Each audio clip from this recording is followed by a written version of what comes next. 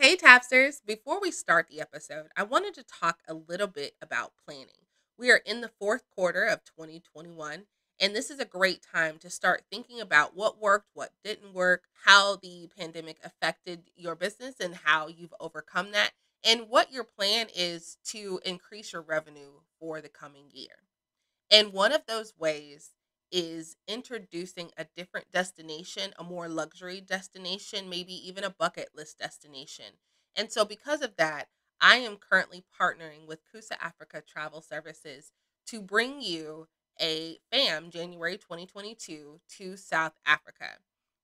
If you have not already checked it out, definitely go to the travelagentpodcast.com/fam trips and look it over. This is a great opportunity to add this destination to your repertoire. We are staying at luxury properties, and we are also bringing along a travel blogger and a travel photographer to make sure that you actually get the content necessary to be able to sell that when you come home and actually during the trip. And that's just a little bit of a twist that we are adding to these particular fams because a lot of times we're taking selfies or we're so busy and we don't get the content that we need in order to show that we are an expert in a specific destination. On top of the fact that we are having multiple conversations with suppliers and providing you with services to be able to help you turn around your quotes a lot quicker.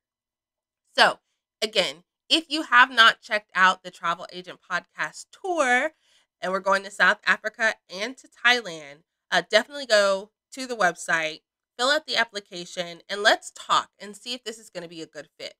And with that, let's jump into the episode. Welcome to the Travel Agent Podcast. I'm your host, Aylin Blanco. I interview successful industry professionals and share my personal journey to becoming a travel agent. The show is for aspiring travel agents and travel professionals at every level. My mission is to uncover the universal keys to thrive in this business. Join me as I take a closer look into the life of a travel agent. Hello, and welcome to the Travel Agent Podcast. We are so excited to have this next guest, and I'm going to let her introduce herself. Thank you. My name is Anita Powell, and I am from the Africa Hub and Small World Marketing. Awesome. So I always like to start out asking kind of like, how did you get into the travel industry?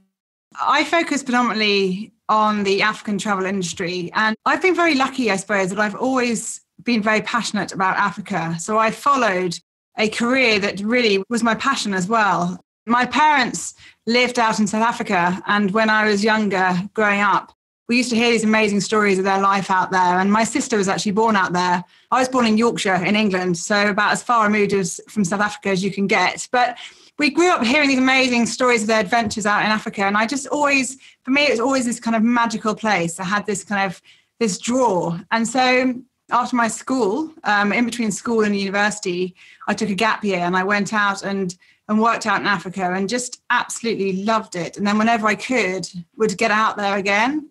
I did geography and anthropology at university. I was very interested in development work, so working for an NGO like Oxfam.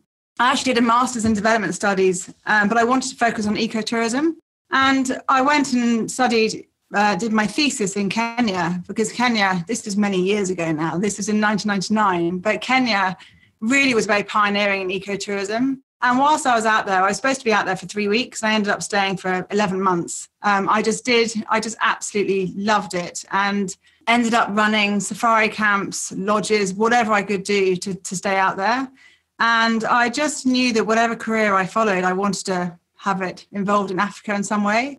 So I just feel I'm very lucky to have always had that passion. When I returned to the UK, I worked for a magazine called Travel Africa magazine for a couple of years. Then I worked for an agency in London called Hills Balfour, and I joined them as a UK manager for the Kenya Tourist Board. And then 15 years ago, I set up Small World Marketing, which is a marketing and PR representation company. And all our clients are independently owned boutique hotels and lodges within Eastern and Southern Africa. And I've just never looked back. And I've just really, and I'd always say to my children that whatever job you have, as long as you're passionate about it and it's a subject that you love, you'll always enjoy your career, because ultimately you have that kind of, inquisitive desire to always develop and expand because ultimately you're really interested in your subject. I was very lucky. My father was a musician, my mother was a nurse, and they always just encouraged me to follow what I was passionate about. So I never had the pressure. I was also quite lucky because I wasn't hugely academic. So I was never pressurized to go and be a doctor or a lawyer or anything like that. They just always encouraged me to follow what I was interested in. So I've always felt very privileged that I've had that path that I've been able to follow that has felt that it's always been kind of almost quite straightforward following what I've done. So I'm very lucky that I absolutely love my work. That's awesome. And it's always really nice to hear those stories where like you kind of just got to follow a path that made you happy and like it's still fulfilling to this day. So you just have an entire adult life of being passionate about a specific subject and being able to work with and help that specific, group of people. So congratulations to you, because it doesn't always work out that way for a lot of people.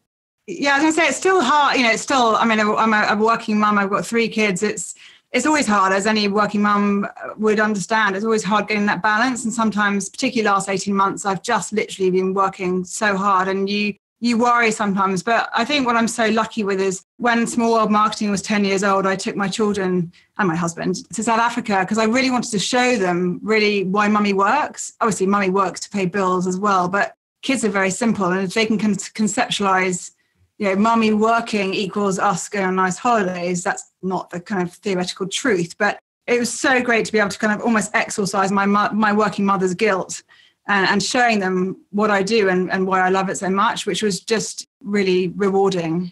Same here. Like, I think that they have definitely benefited from my passion, and which in turn is, I hope, building them into like global citizens who really understand that there's more than just the little space we take up in Indiana. So more about your marketing agency, like how did that come about? And over the last 18 months, how have you handled the pandemic? So I set up Small World Marketing 15 years ago. And when I was working for the agency in London as UK manager of the Kenya Tourist Board, I came across agencies that were very small and worked with a handful of hotels. And I just always knew I wanted to do my own thing. I'd come from working in Kenya where you don't have one company, you have 3. You have to be so resourceful because you don't have that kind of the security, which we unfortunately have all discovered over the last 18 months. Even with bigger companies, there's not necessarily security. And so I just always knew I wanted to be my own boss. And so I set it up 15 years ago, and I just was very determined to have a small collection of properties that I really was passionate about and actually were very strong in giving back. And I also knew my first client would really set the precedent for moving forward. My first client was a property in Kenya called Shompoli, which very sadly is no longer in existence, not because of our work. Yes, that was an amazing property called Shompoli, which is actually a community lodge. So it was built in conjunction with the local community. And that really was just, I absolutely loved working with them because I totally believed in everything they were doing. And really every client since then, we only take on hotels and lodges that we, A, feel we can make a difference to, and B, really feel we can connect with and we share the same ethos. And so we're really fortunate that actually we've got an amazing portfolio of clients. We've got 11 clients, and incredibly, we've only lost 1 over the last 18 months, which, bearing in mind that lots of them have not had any income or very limited income, is just amazing. But what we did when the pandemic started, I actually found it incredibly emotional those first few weeks because you could see the impact. Well, you realise the impact and the importance of tourism. And we basically went to all our clients straight away and we said, right, this is what we're doing. We're halving our retainer fees. We're going to do this work. And we had a really busy marketing plan and activity plan set up for the next few months. And we've just literally worked our absolute behinds off. And really, it was the most amazing period in a way, because we just became so much closer to our clients because they could see. And a big part of what we were doing was these webinars that were just growing in number. So they could see that whilst we couldn't get out and see agents face to face, we were just having this online webinar following that was really, really growing. So we're giving them incredible exposure, even during a period where we couldn't see people face to face. And that online engagement and that online following was really what led to the Africa Hub being developed as well. So for those who haven't heard about the Africa Hub, which I don't know how you haven't, but if you haven't, can you give us a little bit more information about what that is and how they can be involved in that? Yeah, sure. So the Africa Hub, the idea of the Africa Hub came about because we were doing these webinars on our hotel clients, and a few operators asked me to actually do more destination training webinars. And I suddenly realized that it was all very well me speaking about my lovely little independent hotel client in southern Tanzania. But if agents didn't understand why they were looking at selling southern Tanzania compared to northern Tanzania, Tanzania compared to Kenya, if they didn't have that kind of destination level knowledge, then almost what was the point about me talking about these little independent properties, that they would never really get to that stage of selling. So, and I also got asked by a couple of operators to do more kind of destination training. And so it was a real light bulb moment that actually, particularly in my destination background with Kenya Tourist Board, I realized that there was not one resource which was offering quality controlled destination education, really. And so what we did is we started approaching different destination experts.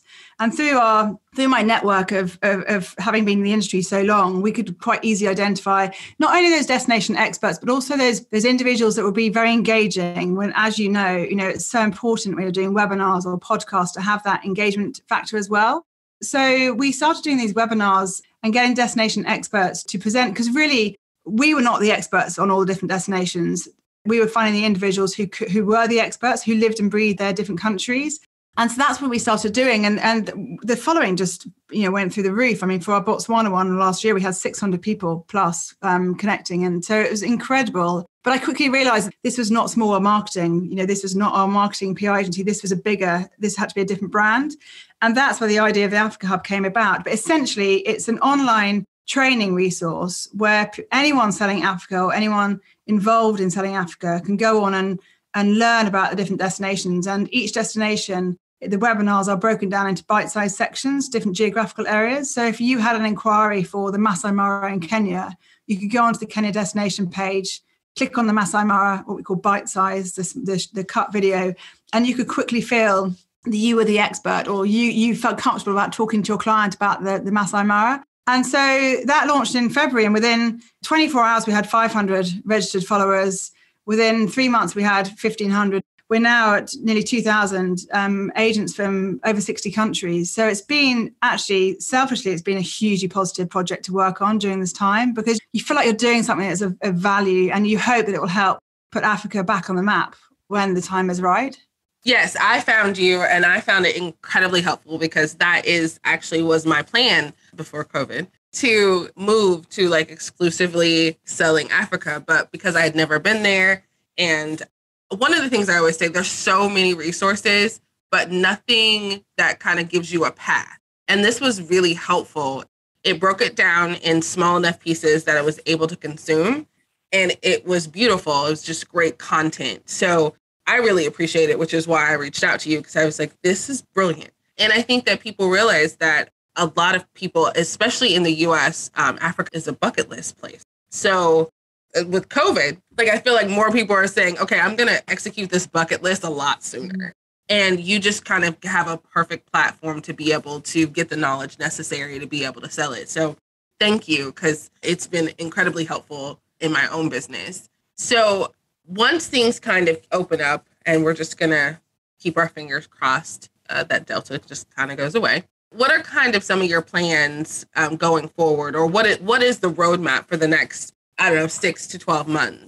Well, I mean, with the Africa Hub, there's so many ideas we've got. What we're working on next is, we did quite a lot of trade research before we launched as a subscription concept, because obviously the first 4 months the site was totally free, but it has to become revenue generating in some way. So we've launched with a very modest subscription fee, but we did some trade research before we launched the subscription. And one of the key things the agent said was that destination information is so useful that actually what they wanted to do is go a step further and have an accommodation directory where our destination experts handpick what we call the best in class selection of accommodation options. And it won't just be high end, it will be kind of a brilliant little B&B that does a great job, or a small little tented camp that's a 3-star tented camp, as well as the kind of high-end properties as well. So we're working with our destination experts to really kind of pull together this accommodation directory. And it won't just be a listing, it's going to be, to be able to filter it. So if you have an inquiry for a family wanting to go hot air ballooning, but also do rhino tracking, they can filter according to what their requirements are.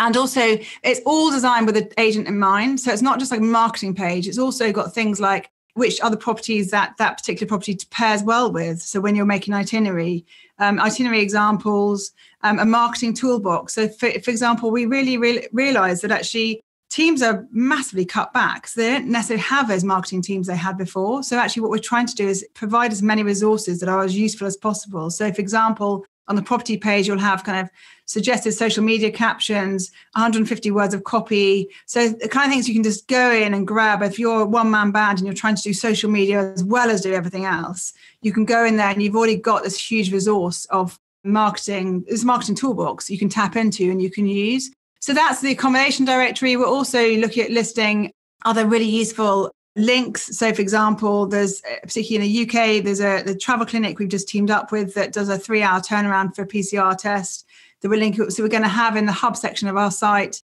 useful insurance company details, all that kind of practical knowledge or that agents, anyone selling Africa might need to have. But also, this is not something that's just needed for Africa. I think actually it's needed globally. And so what we're trying to do is work out the model for Africa. And then we're going to, the plan is to replicate it to the Latin America hub, the Asia hub, the Europe hub. Because ultimately, once we've worked out a kind of formula, it can be replicated for different geographical areas. And that's what the agent said. It's actually, this is so useful for us as a sales tool moving forward. We don't have the expertise in other parts of the world, but we will be able to find someone who can then identify those experts. And it's just a really useful sales tool for agents globally, because it's not just, look, we're based in the UK, but we've got over 60, agents from over 60 countries that are using the site. So the information is not relevant necessarily for the UK. It's got global reference. It's ultimately relevant for anyone selling Africa. So there's loads of ideas. I mean, honestly, my sleep is very broken at the moment with just waking up at 3 a.m. with another crazy idea, but it's good fun. It's nice to feel like you're creating something positive, hopefully that people will find useful. I'm excited for you. So everyone, that information is going to be on the blog post and in the show notes for this particular show. So if you have thought about selling Africa or you're interested in the plethora of things that would be available to you in the toolbox, please click on the link, sign up. It's brilliant. Is there anything that you have going on just like right now, personally or professionally, that's really exciting? I like to end the show with something exciting. To be honest, my life has been dominated by the Africa Hub over the last 8 months, and it's been so exciting to work on that I'm actually due to be going on holiday on Sunday for 2 weeks, which actually personally is the most exciting thing because I haven't been on holiday for a very, very long time. Although fingers crossed we do get there because all 3 of my kids are currently testing positive for COVID. But it's now day 7 and yeah, my husband and I don't have it yet. So fingers crossed we can get there.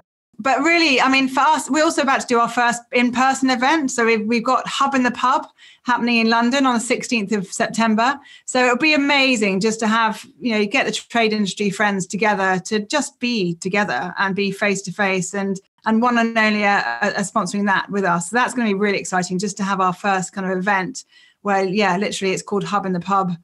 We wanted just to basically bring everyone together and have a drink and just kind of be together, because that's what this industry is all about. It's a close industry and there are lots of friends in it, and it's just that's one of the hardest things is actually being apart from those people that you really love spending time with. And so I'm looking forward to our first event once I've recovered from after my holiday.